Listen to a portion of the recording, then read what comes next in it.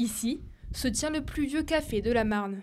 Le Lion d'Or, comme il est appelé dans le coin, porte sur ses charpentes des siècles d'histoire. Selon des archivistes locaux, les premières traces écrites évoquant ce café remonteraient avant la Révolution française, aux alentours des années 1740. Fermé en 2014, c'est finalement la mairie qui rachète la bâtisse en 2020 avant de se lancer dans sa réhabilitation. Ce qu'on veut en faire, on veut déjà lui redonner sa fonction première qui était un café, donc un lieu de rencontre, des gens, parce qu'on s'aperçoit que c'est quand même quelque chose qui manque. À titre d'exemple, on l'a ouvert temporairement pendant 5 jours en 2022 et on a eu quand même un grand succès et une demande, je crois, assez forte pour qu'on puisse poursuivre l'aventure. Donc une partie café, une partie bureau de poste sous forme d'agence postale communale et une partie tiers-lieu, c'est-à-dire un endroit dédié à la rencontre des gens. L'objectif, moi, indépendamment de la sauvegarde du patrimoine, qui est bien évidemment un élément important, c'est aussi de donner à l'ensemble des gens du village et des alentours les moyens de se retrouver autour éventuellement d'un projet commun ou de passions communes.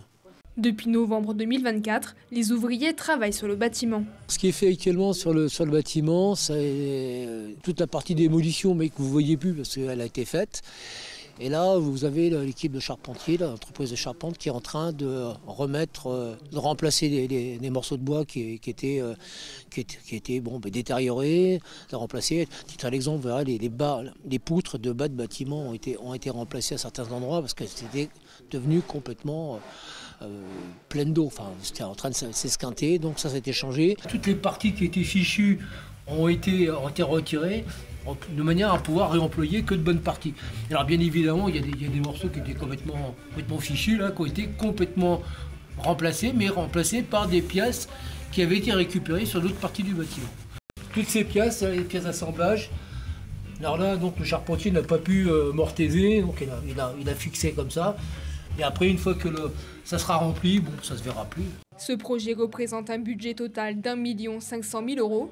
Plus de la moitié des coûts des travaux est subventionné par l'État, la région Grand Est et le département de la Marne.